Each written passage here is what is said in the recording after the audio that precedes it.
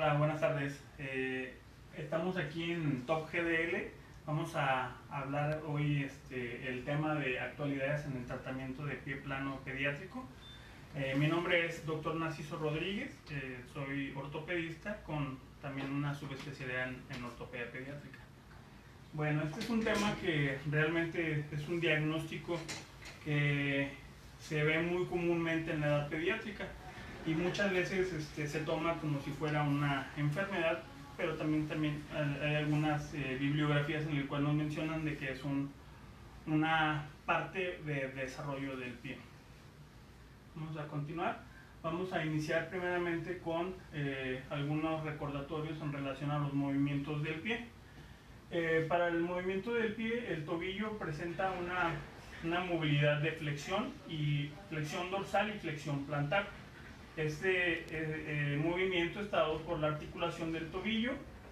Hay algunos otros movimientos los cuales son combinación de diferentes movimientos, por ejemplo la abducción y la aducción. La supinación y pronación no se pueden dar por separado, siempre van a ser en forma en conjunto. Entonces, por ejemplo, la aducción, la supinación y la extensión nos van a dar la inversión. La abducción, la pronación y la flexión nos van a dar la eversión. Entonces, el movimiento de la articulación subtalar va a ser el de inversión y eversión, el de mediotarsal va a ser abducción y aducción, flexión y extensión, supinación y pronación.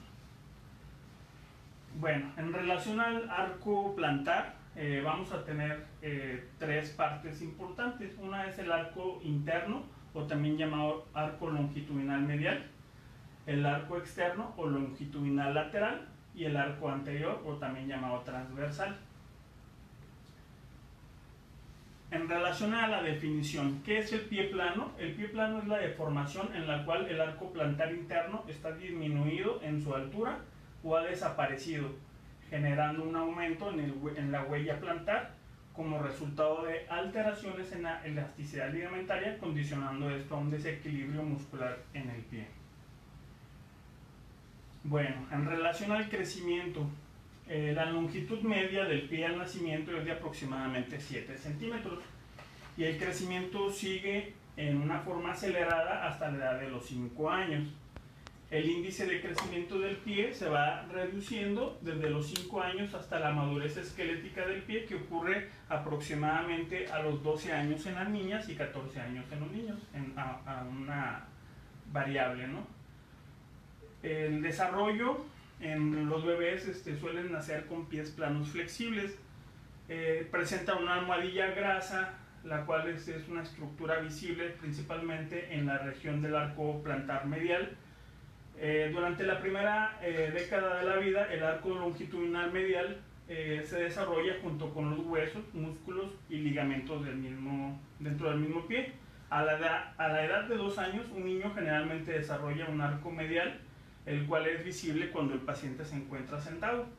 Este arco se puede colapsar en el momento que el paciente se coloca de pie por el mismo soporte del peso, produciendo la apariencia de pies planos. Bueno, el pie plano flexible generalmente se resuelve a la edad de 10 años. En algunos pacientes puede llegar a persistir en la adolescencia y en la edad adulta. Muchas bibliografías no se ponen en una misma variante o vertiente. No se sabe si esto se debe considerar como una variante normal o si es una deformidad que puede conducir a patologías futuras. Dentro de la epidemiología, los estudios transversales han demostrado que el pie plano es la forma normal del pie dentro de los primeros años de la vida. En niños de 2 años o menos, un autor, Morley, encontró una prevalencia del 97% de pie plano, según lo definido en la relación del ancho del talón sobre el arco. La prevalencia disminuyó drásticamente con la edad, de modo que solo el 4% de los pacientes tenían pies planos a la edad de 10 años.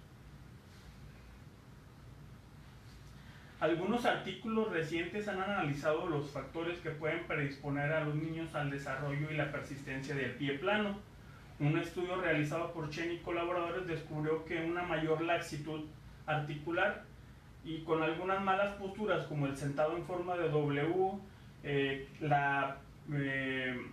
que sea permanente en el sexo masculino y obesidad, van a presentar una asociación de un riesgo de tener mayor pie plano en pacientes preescolares de 3 a 6 años.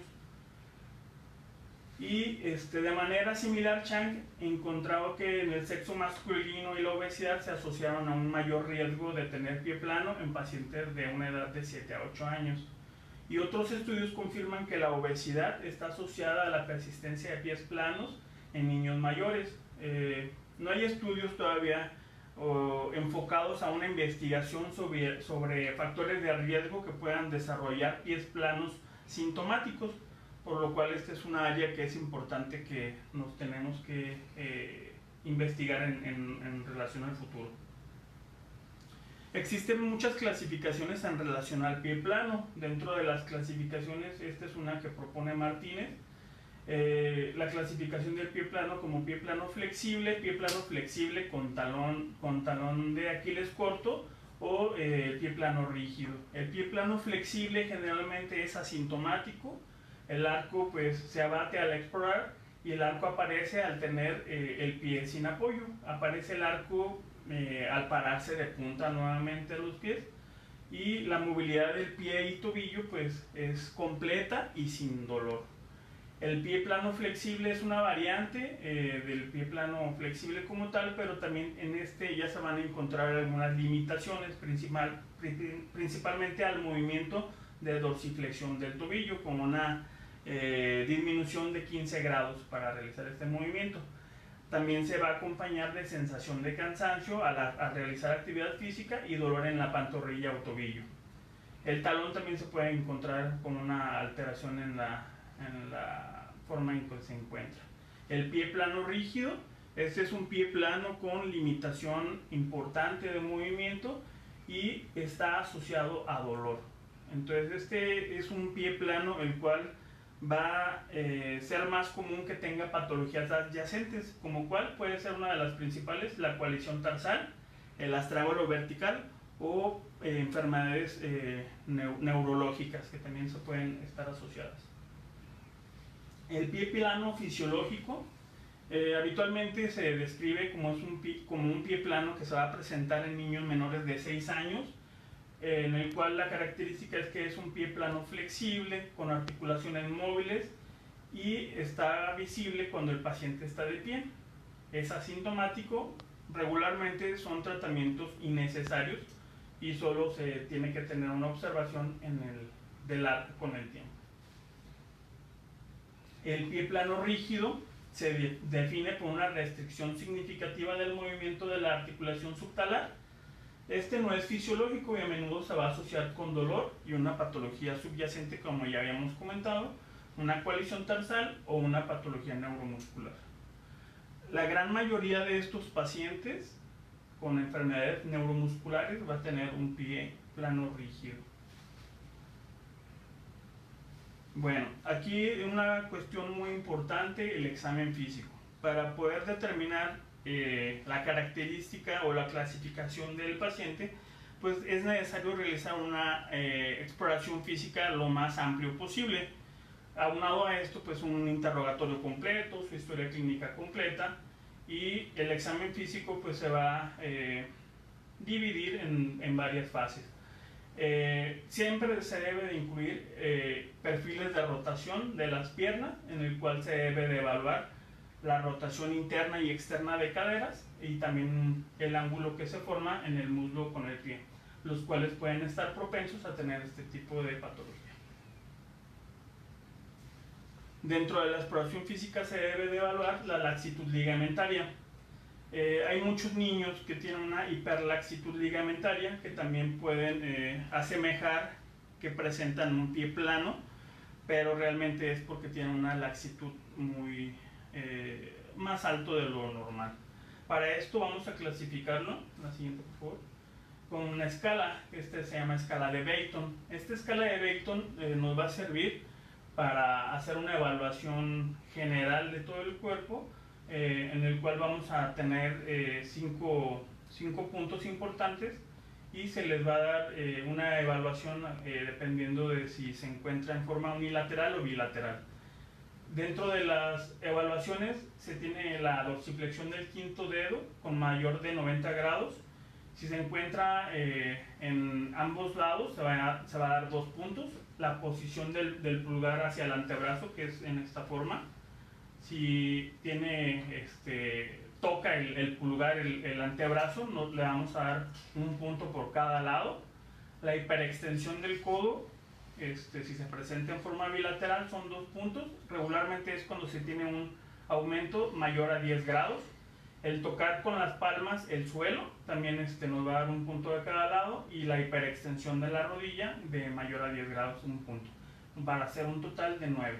Una puntuación mayor a 5 puede indicar un trastorno de una hipermovilidad en niños mayores de 5 años, y la presencia de una hiperlaxitud ligamentaria generalizada puede combinarse con algunas otras alteraciones como anteversión femoral, y se debe tener una vigilancia mayor, ya debido a que esto puede tener una mayor potencialidad a que pudiese presentar pies planos, sintomáticos principalmente.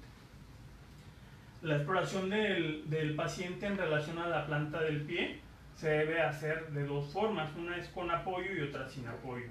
Cuando se realiza sin apoyo se debe de observar zonas o puntos dolorosos en la planta del pie o el tobillo. Se debe de realizar una inspección articular con una limitación al movimiento del pie y del tobillo, como comentamos. La inspección morfológica en búsqueda de alguna asimetría o una deformidad, ya sea simétrica o asimétrica, y búsqueda de hiperkeratosis cutánea, ya sea callos o los famosos juanetes, que es la luz valgus. La exploración de la planta del pie con apoyo en bipedestación, en esta se va a valorar de forma estática o también en forma de valoración de la marcha. La valoración estática tenemos que evaluar la deformidad del arco plantar interno, longitudinal interno, buscar prominencias óseas, buscar la posición del talón, como en este caso se ve un talón valgo o varo, y se puede ver el signo de demasiados dedos, en el cual el explorador está por detrás del paciente, observa la forma en cómo está el talón, en este caso está el talón valgo, y la posición que tienen los dedos en la parte externa del tobillo. Si se ven 3 o más dedos, pues en este caso pues es un signo positivo.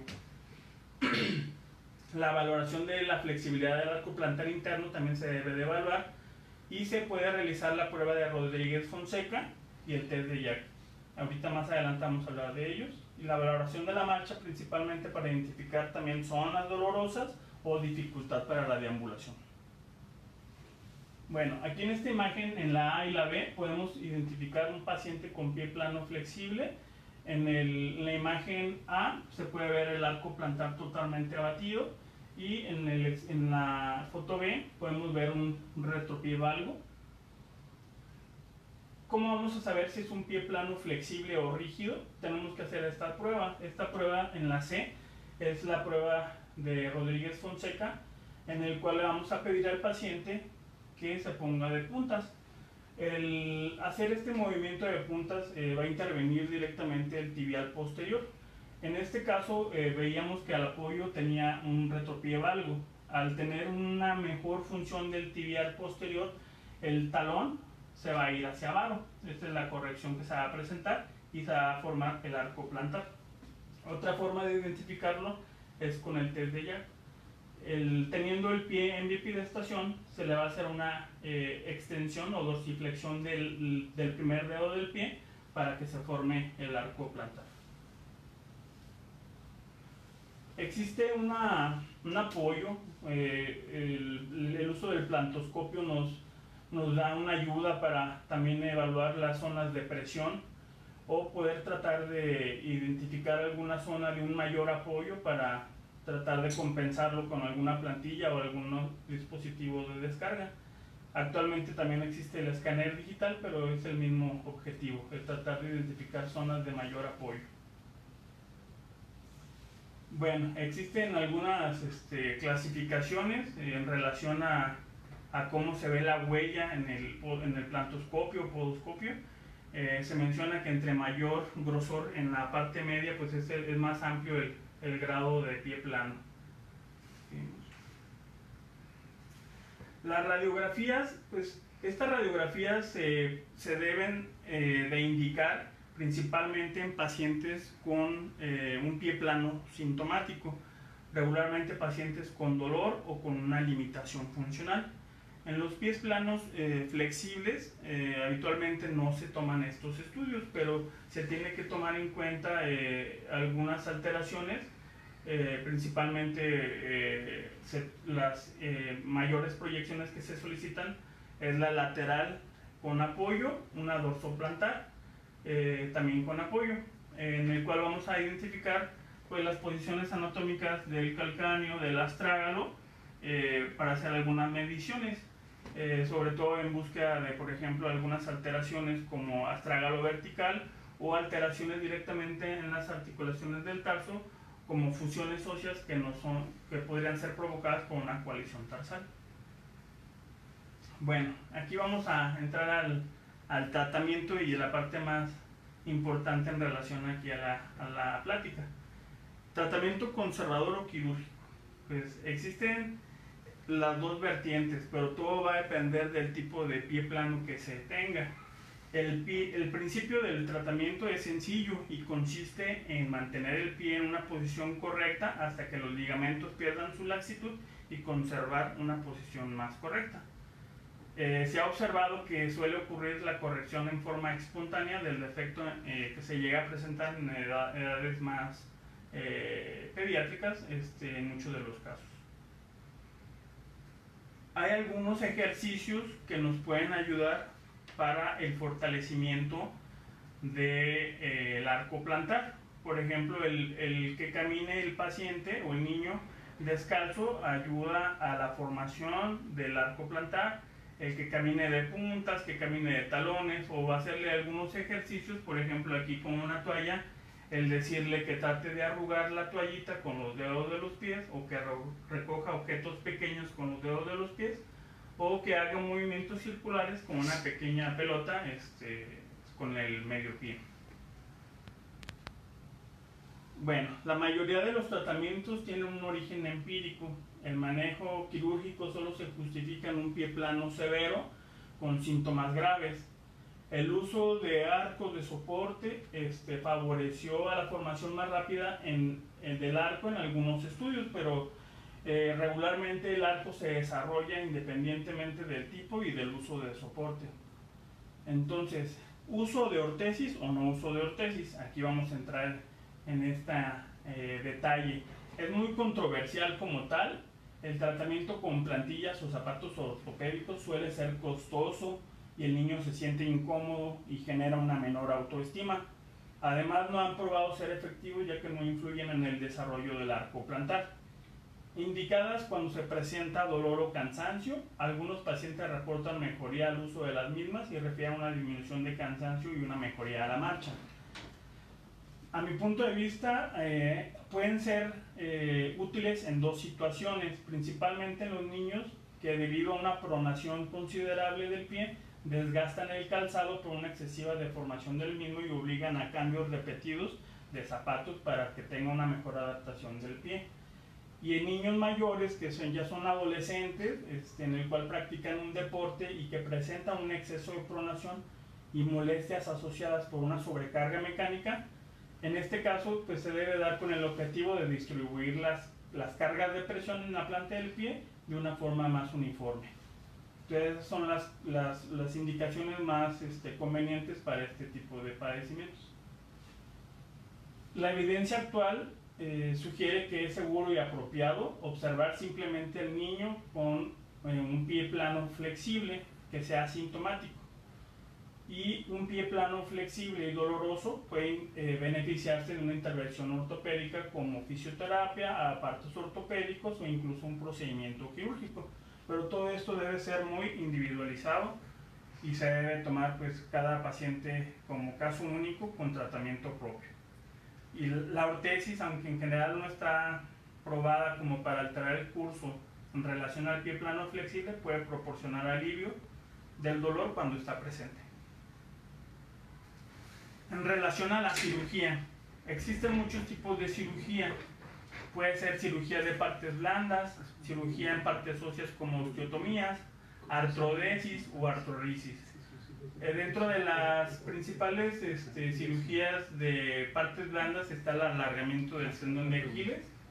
Dentro de las osteotomías, pues las principales que se utilizan son las osteotomías de calcáneo, la artrodesis, que es la fusión de articulaciones, que regularmente esa se deja de última opción porque son tratamientos que ya no tienen, se podría decir, marcha atrás. Una vez que se realizan ya no tienes regresión.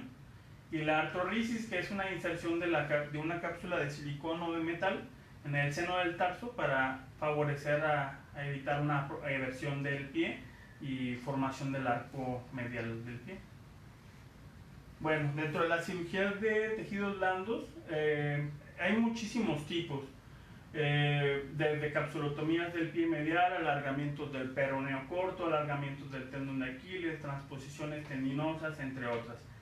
Estas por sí solas no han tenido un resultado muy favorable. Las tasas de fracaso son altas cuando se toman como único tratamiento, pero si se toman como complemento de algunas otras técnicas, por ejemplo osteotomías de calcáneo, que son las más frecuentes, pues se pueden tener una mayor tasa de éxito teniéndolas en forma conjunta.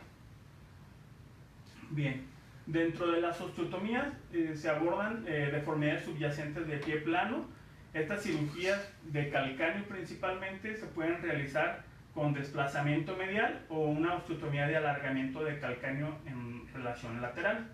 Hay muchas técnicas, técnica de Evans modificada, la osteotomía triple C, que es la de calcáneo, cuneiforme y cuboide, algunas otras técnicas por autores como Mosca, Evans y demás. El desplazamiento medial de la osteotomía calcánea compensa eficazmente el talón valgo al desplazar el talón medialmente, lo que permite un vector medial mayor y produce una inversión del tendón de Aquiles.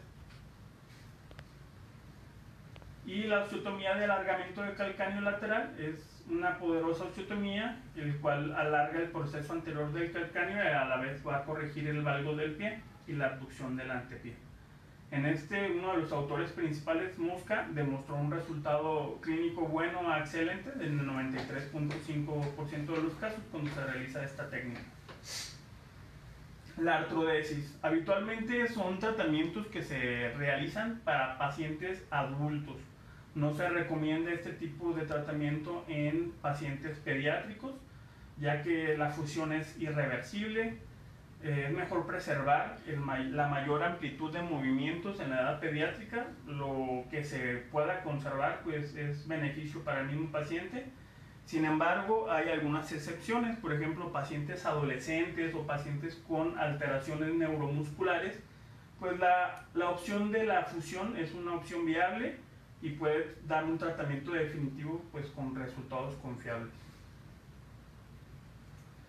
Y otro de los tratamientos es la artrorisis, en el cual es un procedimiento donde no se realiza una fusión, lo único es que se restringe la articulación y no se elimina el movimiento por completo.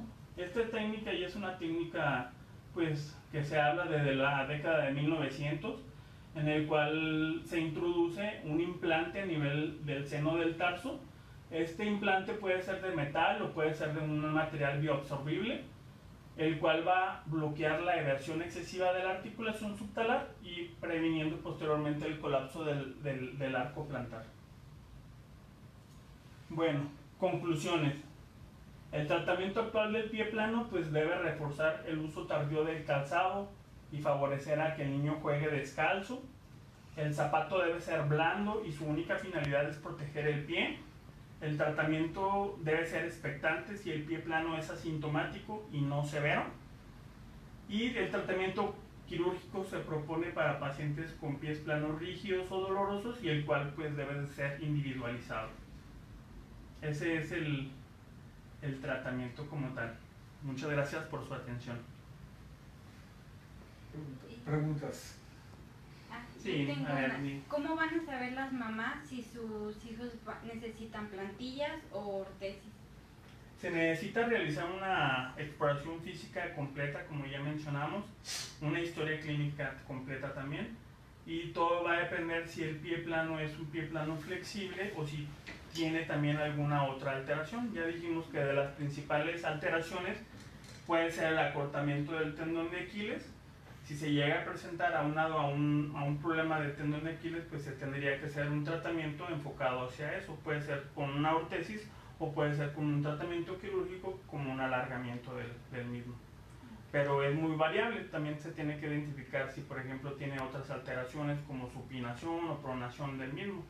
Entonces se tiene que hacer una exploración completa para identificar estos factores que pueden modificar el pie. El doctor Fernando Cuenca nos pregunta, ¿resultados del manejo quirúrgico? Pues los resultados obviamente son individualizados. Todos los tratamientos que mencioné se deben de utilizar en el paciente que tenga los criterios para poderlo realizar. En teoría, pues estos tratamientos ya están probados y las técnicas de osteotomías y de la artrorisis pues dan un resultado muy benéfico para los pacientes, sobre todo pacientes con pies planos rígidos. ¿Y en experiencia personal? Sí, las osteotomías de calcáneo son de las principales que se realizan para hacer una modificación en las desviaciones angulares. Eso y la artrorisis, pero principalmente los alargamientos. Muchas soluciones para un problema que supuestamente los ortopedistas pediatras dicen no se necesita la ortesis, pero hay una escuela fuerte europea Sí. que habla, sí se necesita, porque si no hubiera tantas propuestas para solucionar los problemas que dejan, entonces no todos se corrigen. Claro. Entonces, ¿nos quisieras comentar un poquito más de ese tema? Sí, bueno, la escuela europea, que es la que se basa más principalmente en relación al uso de ortesis, principalmente por el doctor Vidalot, pues mencionan de que se puede dar el uso de ortesis en determinados momentos. La escuela americana pues es más enfocada hacia tratamientos más conservadores con tipos de ejercicios y teniendo un pie plano flexible hacia la expectativa. Son las dos vertientes en relación a un mismo problema, pero pues las dos son funcionales. Noé Hernández pregunta, ¿cuándo realizar artrorisis y criterios para manejo quirúrgico? Regularmente son para pacientes que ya son adolescentes, que tienen un pie ya más estructurado,